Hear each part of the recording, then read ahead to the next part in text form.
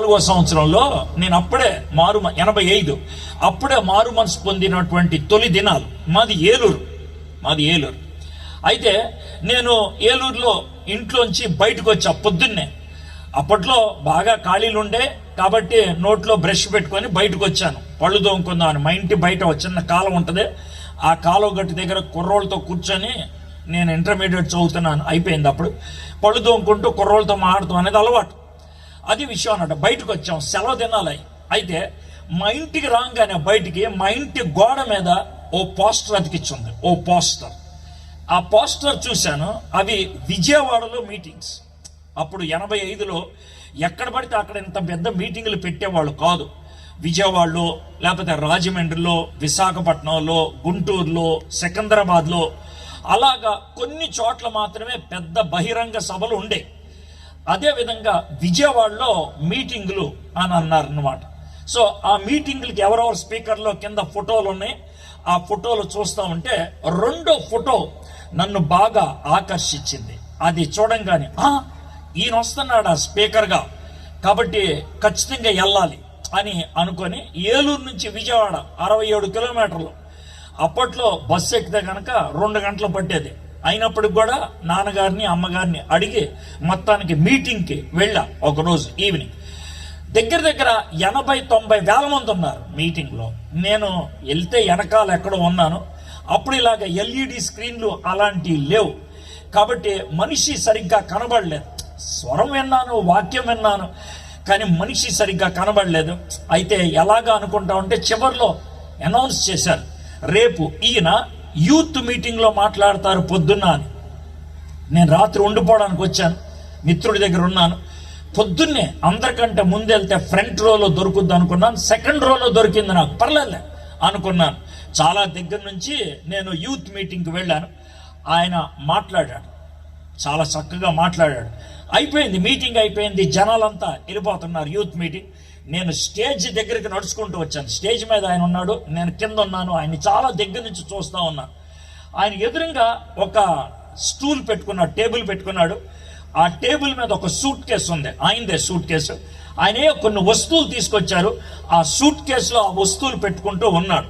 అయితే ఆ టేబుల్ మీద ఒక రాయి ఉంది, ఒక రాయి, తెల్లని రాయి. అయితే నేను స్టేజ్ కింద నుంచి ఆ రాయిని అందుకోగలను కాబట్టి ఆ రాయిని ఇలా తాకి ఇలా అనుకున్న వాసన కూడా చూశాను.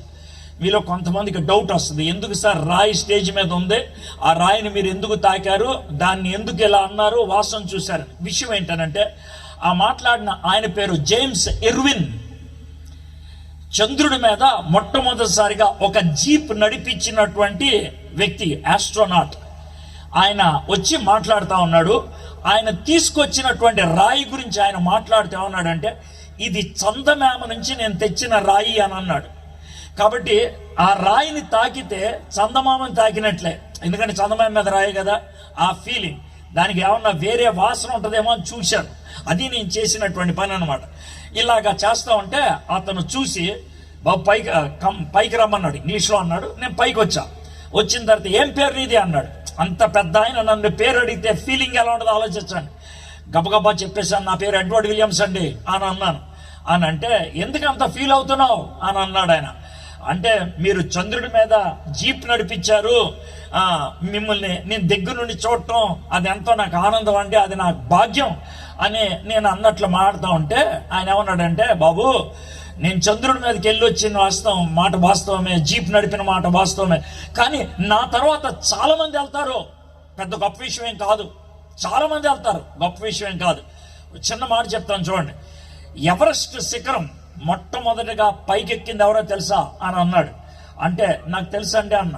ఎవరు అని అంటే, టెన్జింగ్ నార్వే అని అన్నా. వెరీ గుడ్, బాగా చెప్పావు. కానీ ఇప్పుడు ప్రతి సంవత్సరం ఎవరెస్ట్ శిఖరాన్ని ఎంతమంది ఎక్కుతారా తెలుసా అని అన్నాడు. నాకు తెలియదు అన్న. 100 మంది ఎక్కుతారు, కానీ ఎవడో పట్టించుకోడు.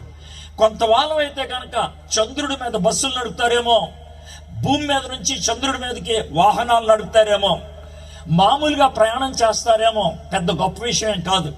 నేను చంద్రుడి మీదకి వెళ్తాం గొప్ప విషయం కాదు, కానీ మీకు ఒక్క మాట చెప్తాను వీరా అన్నాడు. ఏంటనంటే, ఒక ఆయన ఒక రూట్లో వచ్చాడు, ఆ రూట్లో ఇంకెప్పుడు ఎవరో ప్రయాణం చేయరు ఆయన ఒక్కడే. ఏ రూట్ సార్ అది? ఆ ప్రయాణం మళ్ళీ ఇంకెవరు ఎందుకు చేయరు సార్? ఏంటి అదేనంటే, పరలోకము నుంచి భూలోకంలోకి యేసు అనేటువంటి ఆయన ప్రయాణం చేశాడు. ఆ రూట్లో మళ్ళీ ఇంకెవరు రారు అన్నాడు.